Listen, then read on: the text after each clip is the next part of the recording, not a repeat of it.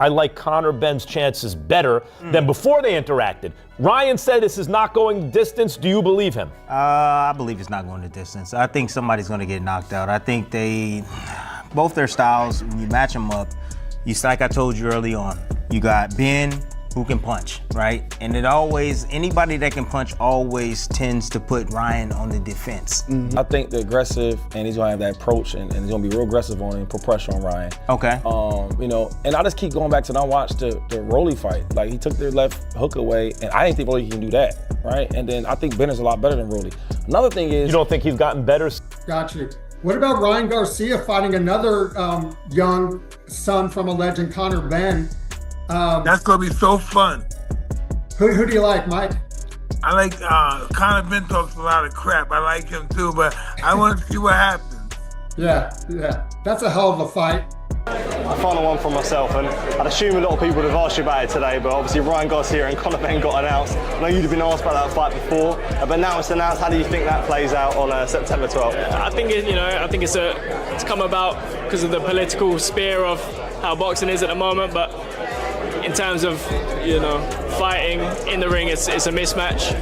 I expect Garcia to win within 4 rounds. But listen, Conor Benn, they're saying he's punching a lot better at the lower weight division, but I just think Garcia's got— I can't not say, because Ben's been in big fights and the big stage as well. That Garcia's got that big fight, big experience, and he's got that good amateur pedigree, and his fights with Devin Haney in the amateurs and in the pros and all that stuff. And like I say, you're only one shot away, but I do slightly favour Ryan Garcia. Telling me one thing, it's about levels, right? And with respect to Conor, who I very much like as well, going in against a completely dehydrated and demoralised Chris Eubank because his physicality and health isn't in good condition, are going in against Ryan Garcia, who's fought at this level, who's fought Gervonta Davis, who's fought Devin Haney. Okay, there's been some controversy behind that, but notwithstanding that, we're talking about levels here. And are you all really beginning to make a case for Conor Benn to win this fight? Because I can't see that case. What was supposed to be a routine press conference face-off descended into pure, uncontrollable chaos in seconds. As the flashing cameras captured every moment of supercharged tension, Conor Benn violently lunged forward, trying to physically slap Ryan Garcia right across the face. The outburst was so sudden and raw that even Dana White, a combat sports veteran who has seen decades of pre-fight madness, was left visibly stunned on stage.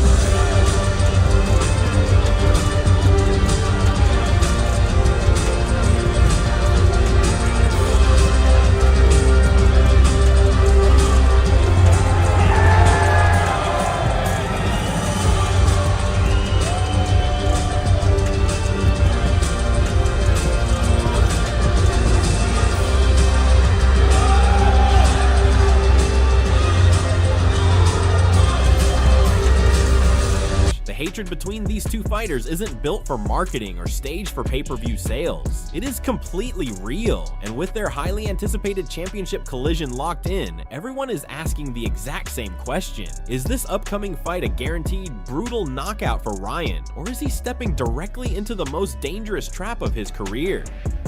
When I looked at the press conference, I'm looking at both fighters' demeanors. I like when fighters are sure. And I feel like Ryan is sure. I feel like both of them are, to be honest with you, but Ryan's a little bit more reserved, with it. It's it's a calm confidence that I like from him. He's just you gonna find out. It's different. It's different levels. My hand speed gonna be too much for you. My power gonna be too much for you. I got more experience than you. I got more amateur experience than you. Bro, you can't beat me, bro.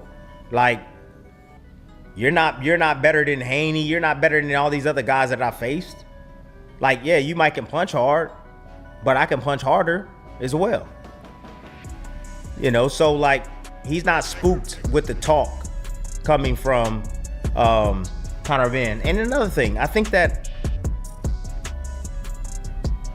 I think that Ben's will take him somewhere, but I think his will could get him in trouble too. Long before the fight was officially signed, a heavy cloud of controversy was hanging over both men, and internet fans were refusing to let either of them forget it. Across social media, fans have bitterly labeled this fight Ostarine versus Clomafini, a savage reference to the highly publicized substance testing failures that derailed both fighters' reputations in recent years. This dark history has fueled immense cynicism across the boxing division, leaving rival champions completely unamused. World champion Shakur Stevenson didn't hesitate to jump in, brutally dismissing Benn's status at the elite level by claiming he could step into the ring and beat Ben with one hand tied behind his back. Did you talk to them about it? Like, hey, he's with you down the line, I want to make this happen?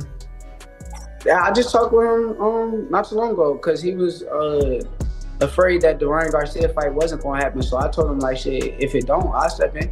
Okay. Did you tell the guys about that, like the Zuffa guys about that? And I told Conor Benn himself to keep me updated. Okay. Me and him had real conversation about it, so. All right. Who do you think wins that fight? Ryan Garcia. Do you think it's a close fight? Do you think it's a dominant win for him? How do you see it playing out? Nah, I think Ryan should win that pretty easy. I don't think this should be a hard fight for Ryan. But, you know, you never know who shows up with Ryan. Like, the guy that fought against Rolly, Conor Benn might get in there and scare him and put him in his place. So, we'll see. So when you say, like you want to fight Conor and all that stuff, but if he loses in, dominant fashion to Ryan, does that make you less interested in fighting him down the line? Yes. Okay. So there's a lot hinging on this in some regard. Like if people are hoping to see you fight him, if Conor doesn't show up or doesn't look good, maybe it evaporates. Yeah, for sure. Beyond the harsh disrespect from their peers, stepping onto the scale might be the most life-draining battle both men face before ever taking a punch. Ben hasn't competed at the 147-pound welterweight limit in years, recently bulking up and fighting as high as 160 pounds. Former world champion Josh Taylor publicly sounded the alarm, warning that shedding that much hard-earned muscle mass can completely destroy a fighter's stamina, endurance, and punch resistance. The biggest names we've brought to the roster is Conor Benn. We're hearing this fight with Ryan Garcia is imminent. Dana White at the press conference the weekend said it could be as soon as next week. What are your thoughts on that fight, both in terms of does it excite you, and secondly, what's your breakdown on it? Who do you think wins? It doesn't excite me at all, really. It's none other than a big fight. It's a big commercial fight. You know, Ryan Garcia's huge commercially, so is Conor Benn. Boxing ability-wise, I think Ryan Garcia probably knocks him out. Unless everything's all good and all that, you know. But I think that Ryan Garcia is just a better boxer. He's quicker, he's sharper, he's got more experience in the game.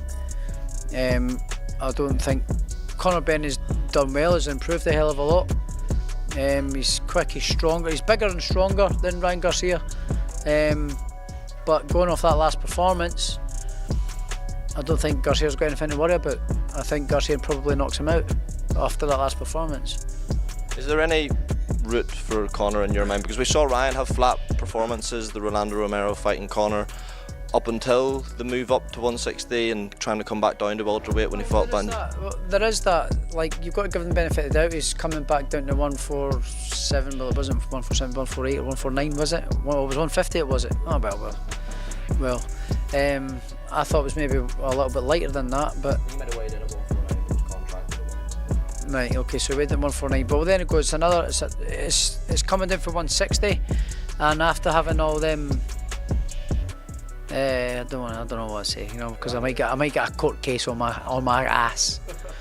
But Taylor made it clear that Ryan isn't safe either. Dropping back down after bulking up for heavier fights often leaves a boxer looking flat, drained, and structurally weak, an exact flaw exposed during Ryan's rocky performance against Rolly Romero. If either man makes a single mistake during their weight cut, they could be stepping into the ring with a severely compromised chin ready to crack.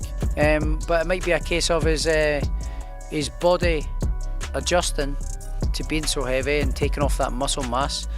It takes a bit of time to adjust to losing that weight again and getting your body used to it and being at that weight and performing and with the training load and all that at that weight. So it's maybe just a case of that. You know, he's done it now.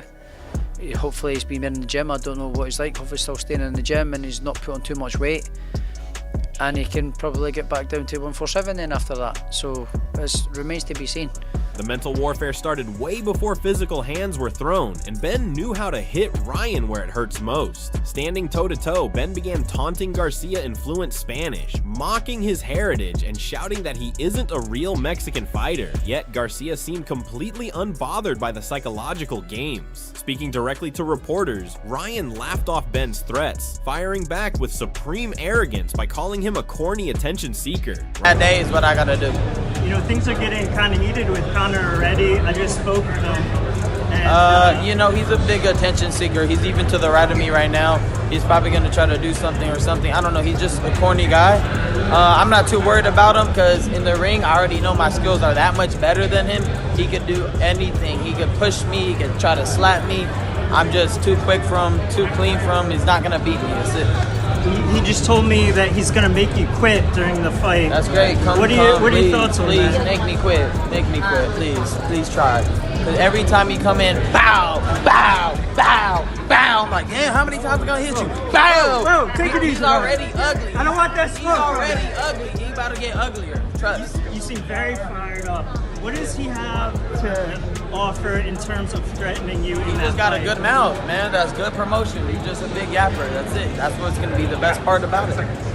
Ryan's father and trainer, KingRy Garcia, doubled down on that disrespect, publicly stating that Ben brings absolutely nothing special to the table. KingRy confidently declared that his son has seen it all before, firmly guaranteeing the fight will not go 12 rounds, and that they are hunting for a vicious knockout. I like Conor Benn. I like the way he talks, but he got to be careful what he says. What do you think of what happens if Ryan steps in the ring with him?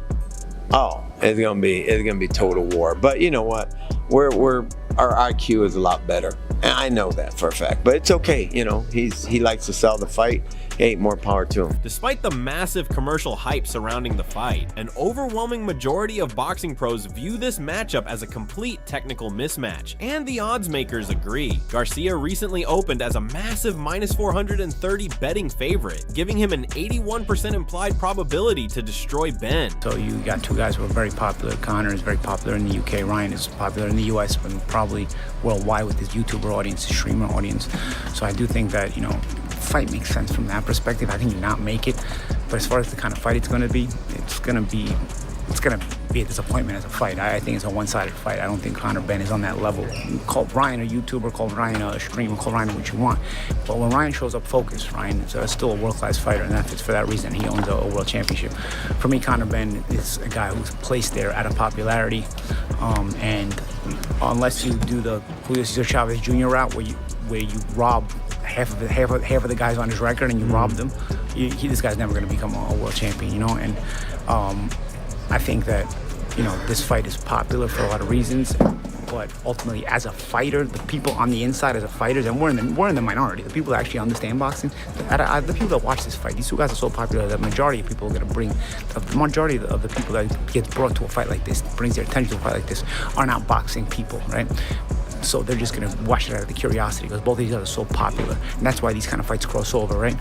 But the minority is people like us who understand boxing. We in the minority know this is not a good fight. This is a one-sided mismatch. And I think I would be shocked if Ryan doesn't knock him out in a one-sided fight.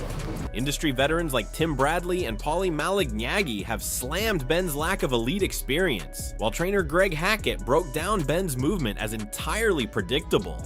I think it's a great fight. But I think if Ryan go out there looking like anything like his last fight, I think he'll stop Conor Benn. I don't think Conor Benn is defensive enough. I like his intensity level, but his defense don't really handle defense. And Ryan's speed gives anybody problems. And then he can punch too. So I think Ryan stopped Conor Benn on some real shit. I think all the 47-pounders will stop him. I think Brian Norman Jr. would stop him. I think Devin Haney would stop him. Whoever at 47, top echelon, I think they'll stop him. Is it the weight? Because he looked good against you, man. Yeah. I think it could be the weight, but also I think it's just his style. His style is not really that complicated. It's a simple style, and the things he do is simple. He jump in, jump out. You know what I mean? Jump in, jump out. It's like fighting a strong amateur. It's just like being in there with a strong amateur. Regis Prograis said that he's the hardest puncher you ever been in there with. Yeah, but that's Regis Prograis after his legs have been, you know, been through everything they could go through and gave out on him. His legs not even there. So for him to say that, that's cool. But I can't judge it off of Regis Prograis because you was able to still stand there and take the shots. 2, he ain't never really, you know what I'm saying? He ain't do you dirty enough for me to be like, oh shit. You know what I mean? You was still in there. You was still physically able, so I don't think he punching that hard. But the most brutal breakdown came from Hall of Famer Carl Frosch. Frosch completely ripped into Benn's recent performances, claiming he fights with his chin straight in the air and leaps into danger. Frosch savagely stated that Benn's punching power has completely vanished, predicting that Ryan will absolutely splatter him within 3 rounds. Conor Benn, Ryan Garcia. How do we see that one panning out? Because on paper, that is what should happen next. Suddenly, is that's still not the big landmark name you want, though, is it? Not for Ryan Garcia, no. I mean, Conor Benn against Ryan Garcia, I think Conor Benn gets absolutely splattered. I've got to be honest, I don't think he's got a chance. He's not there yet. And I've said it before, and he gets the ump with me for saying it. But who's he beat? What's he done? Who's his biggest win? Chris Eubank. You can't say it's a big win. This guy finished Eubank years ago. And Eubank lost a couple of fights. He got battered by Liam Smith. And that's a level. It's like, what's Eubank done to warrant Conor Benn saying, I'm ready for world titles like this against this guy? I know he's just now become a new world champion and it'd be a good fight, but for me, I just think Ryan Garcia runs rings around him. I don't know if you agree or disagree. He might have a new dream. He might have a better dream. If I'm Conor Benn, I'm probably looking at Garcia though as the one for me because it's a bigger fight than the Shakur fight. Yeah. And more winnable. And more winnable. So yeah, it's more dangerous in some ways, but it's more winnable in others.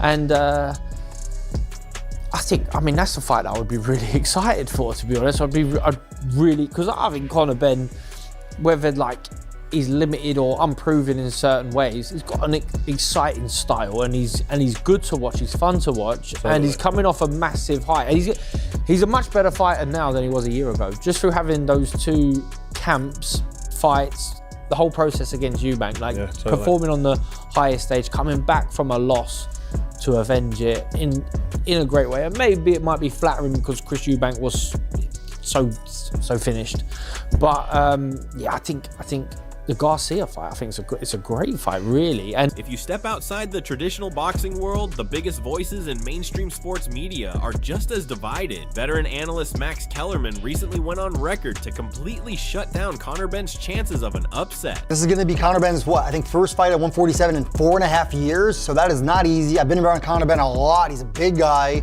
But he only had 6 weeks to make weight for the Regis Prograis fight. I think it's going to be a better weight cut this time around. He did it once before earlier this year. Now he has a lot more time to do it.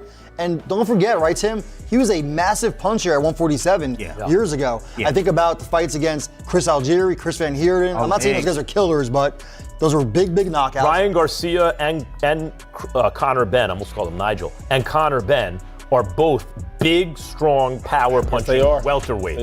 They are. If you're around Ryan or Conor, you can see they're big for the division and they can both punch for the division. But speaking of the Prograis fight, as a future Hall of Fame athlete, Shady, I do think there's something to, why can't he get up for this fighter the way he can get up for that fighter? Because the reality is, you cannot simulate the adrenaline. Yeah. How do you really simulate the adrenaline to get up for a lesser fight on a smaller stage? It's not the same. It's not going to affect you the same way, one would think, you tell me, as when you have to fight a greater threat on a bigger stage. Yeah. His best performance was against Eubank in the rematch. And that's a great point because you go from fighting Eubank, it's all the history with that. It's such a big fight, right? It almost won Fight of the Year or something like that, so it was a big fight. And then Prograis is he's gonna retire to this fight, right? Older, it wasn't the same. So it's hard to get up for certain fights. Same thing in sports. Yes. Are you prepared? For sure. But it's a difference when the whole world wants to see this type of fight compared to I'm just in there with a fight. I will say this though, you won't get up for Ryan Garcia. Ryan Garcia's going for a big win and all the attention he gets. And I feel like a fight like that, fans are going to want to see it. I think we're going to get the best Conor Benn. I just believe that. Look, I disagree with that. Kellerman argued that Benn's aggressive, forward-moving pressure is basically a death sentence against a counterpuncher like Garcia. He predicted that Ryan's blinding hand speed, timing, and explosive left hook are simply going to be an insurmountable nightmare for Benn to overcome. I believe it's not going the distance. I think somebody's going to get knocked out. I think both their styles, when you match them up, like I told you early on, you got Benn, who can punch, right? And anybody that can punch always tends to put Ryan on the defense, right? We haven't seen that scary shell. Remember, Barrios couldn't punch like that, when he turns his back like this and going that scary shell. Luke Campbell dropped him too. Luke Campbell dropped him. But I feel like Luke Campbell, Olympic gold medalist, by the way. Yes. I feel like Benn has a chance because he has a right hand, good right hand, a strong right hand. I think the pressure that he puts on he has an engine. Yeah, he keeps going, and you see the will that he has. Connor's mental is strong. Yeah, he's mentally strong. However, look, if he gets past that left hook, he got to get past that left hook, man. And one more thing. In his last fight, in Garcia's last fight, that right hand that he was throwing, very effective. Nice, in that fight. Yeah, you can see him starting to add new things to his repertoire. But more than just a left hook. That's going to be a punch. I believe that's going to be a definitive punch in this fight against. I'm going to go with Benn. I think the aggressive, and he's going to have that approach, and he's going to be real aggressive on him, put pressure on Ryan. Okay. And I just keep going back to, and I watched the Rolly fight. Like, he took their left hook away, and I didn't think Rolly can do that, right? And then I think Benn is a lot better than Rolly. Another thing is... You don't think he's gotten better? The hype has even spilled over onto the biggest platforms in the world. ESPN's Stephen A. Smith called the sheer magnitude of the matchup absolutely insane, praising it as exactly the type of blockbuster, high-stakes drama that boxing desperately needs right now. Talk about you because with Conor Benn, he fights at 147. So I'm wondering, like if you're gonna fight him, where would you fight him at, number one? And number two, are you saying that from 140 to 147, you're willing to fluctuate and move back and forth as opposed to just moving up and weight or whatever? What's your intent? Well, my intent, look at my strength and conditioning coach, he said that he believes that I can make 140 comfortably. I trust, the people, my team around me. If their opportunity presents itself, I would love to fight Shakur Stevenson, or we could bring Gervonta back, from wherever he's at, resurrect him for, you know what I mean? Like, let's go. I want that. Right. If the opportunity presents itself, I just want boxing to be at the top. I want to make these fights happen, and I know I could beat these guys. Conor Benn, of course, 147, I would love to defend my title, and if that happens, let's do that too. Yeah, you know what? I'd be remiss. Listen, you're going to mention Conor Benn or whatever. I'm getting sick and tired of people talking about themselves at the welterweight division without mentioning the name Boots Ennis, because this brother is special as well, and we don't bring up that name nearly as much. When I think about Ryan Garcia, I think about a cat that I believe is box office. When he's on his game, he's must watch. No question about it. Is there a specific individual that you believe out there immediately after, assuming you fight Conor Benn and that happens and you win, is there a mega fight out there that you think everybody wants to see that stands above the crowd? There's only one. It's Devin Haney. We already know the history. We already know what happened. I don't want to get into that, but the world wants to see that again. I have something to prove. He has something to prove. That's the only fight that would make sense. Will it happen? We don't know. Joe Rogan has found himself dragged into the Ryan Garcia business. During a recent heated debate with Shakur Stevenson, Rogan heavily defended Ryan against his past substance testing scandals. Rogan argued the mechanics of performance enhancers and firmly backed Ryan's raw, undeniable natural talent, proving that the biggest voice in combat sports still views Garcia as one of the most dangerous, lethal strikers on the planet, regardless of the outside noise. The fights where I kind of vouch for Ryan, I'm like, man, he got skills. He's a skillful fighter. Then he got in there. I don't know what he was doing. I didn't understand what was happening. It's one of them things where he has the fight with Devin. He beats Devin, gets popped, for whatever he was on, Osterine. And then there's he's got a long time off. There's a lot of people mad at him. There's a lot of people, you know, which is such an unfortunate thing if you think about his performance against Devin, because that was incredible. Yeah, but the problem is he got caught. He got caught. Yeah. So like, I don't know. Like for me personally, if you got caught, it's like I can't give you the credit for that. Right. I don't give him credit for that night with Devin. Yeah, but steroids don't help you land punches. I get They help you recover in training. They help you train a little harder. They might give you a little bit more power, but that left hook was on point. Yeah, but that little bit of more power probably wasn't enough to hurt Devin. Because if you really watch the fight and pay attention to the fight, and people might not agree with me on this, but I feel like Devin was winning the moments that was quiet. Mm-hmm. Like when people's not really, Devin is winning most of the like boxing match, but the moments where Ryan was so loud and like everybody got to see him get hurt and knocked down, to where like I just feel like Devin, if he didn't get dropped by them punches, he could have won that fight. But he did get dropped. Yep. That's the problem. Yeah. And also, but what if the Osterring was helping his power? Yeah. I mean, that division of opinion even extends to the sport's most elite champions. Undefeated pound-for-pound king Terrence Crawford recently shocked the boxing community by officially picking Conor Benn to pull off the massive upset, explaining that Benn's raw size and power at 147 pounds will overwhelm Garcia. But it seems like Ryan versus Conor. That's what it seems like. How do you think that fight goes? I think that's a good fight. I think, of course, Ryan got the experience, but I think Conor got the size and the power, and I think that it's going to be an interesting fight moving forward. Okay. Do you have a pick? I'm going to go with Conor. Really? I'm going to go with Conor. For real? I think you're going to upset him. Wow. Yeah. Not a lot of people picking Conor. I'm going to pick him just because. Just I'm going to go out there. All right. And pick him. Wow. Okay. Former world champion Antonio Tarver completely disagrees. While he calls it a 50-50 shootout on paper, Tarver noted that Garcia's devastating speed gives him the undeniable edge, especially since Benn has shown a tendency to get busted up by much lesser punchers. Ryan Garcia is going to face Conor Benn. He's a great welterweight right now. How do you see that fight playing out? That's a pick'em fight too. Like I said, both of those guys are showing a lot of emotions. Yeah. And that type of emotions, this early, it don't make sense. So, you know, I think whoever reels that in can get to training camp and really get focused. I think it gives them a heads up in that fight. But whoever comes ready to fight and have really had a great training camp gonna win. Okay. But Ryan Garcia, they have him as the favorite. Do you think that's correct? Yeah, I mean, power. You gotta always favor a guy with speed and power. Okay. You know, a lot of times he don't use his speed, but he definitely uses power. He's a puncher. Absolutely. So, and we've seen Ben get busted up a little bit. So, however, legendary trainer Teddy Atlas introduced an entirely different factor into the debate: the money. Atlas questioned the hunger of both men, pointing out that both fighters have already secured massive, life-changing paydays in recent years.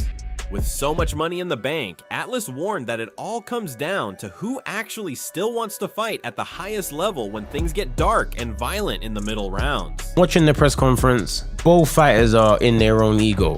Both fighters have their own confidence. They both believe they're going to win, 100%. Ryan Garcia is a lot more proven than Conor Benn. He's been in there with the higher level of opposition. His amateur background is more solid, which people like to dismiss, but does play a large part when people want it to. You know what I'm saying? It plays a large part in a boxer's progression and their skill level to the present day.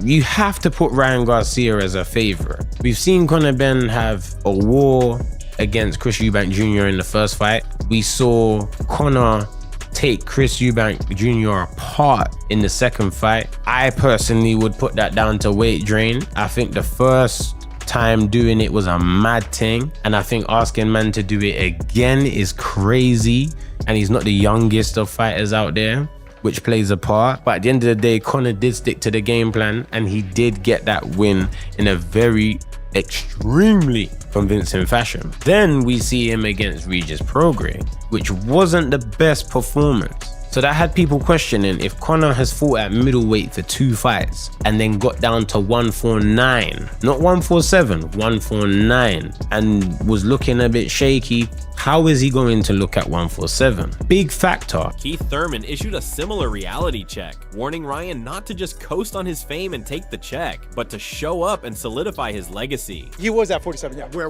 was he world champion at? 47, yeah. Okay. Yeah. Okay. And so you think Ryan's got a bigger punch than that?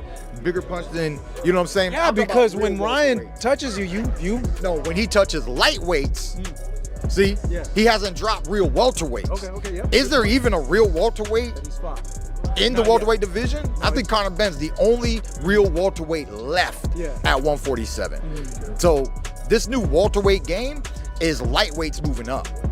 Okay? There's no OG 147. And with that, I can't give Ryan the credit you're trying to give him. Okay. Yeah, with that. How likely is it, though, with those names that you're like, 47 looks pretty good? Oh my gosh. I mean, I could eat him up like Tic Tacs, baby. I mean, I already beat Mario Barrios, schooled him.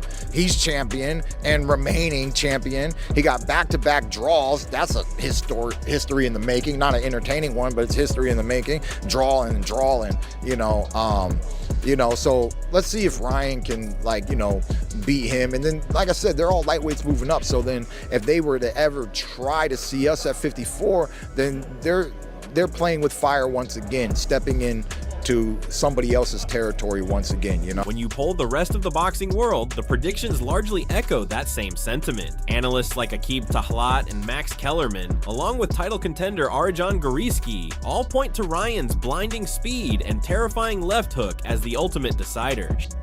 Yeah, obviously, like you say, it's a massive fight. Conor Benn, Ryan Garcia, and obviously Conor's going to be a big underdog in the fight. I see it as like when Hunnigan went over and fought Don Curry.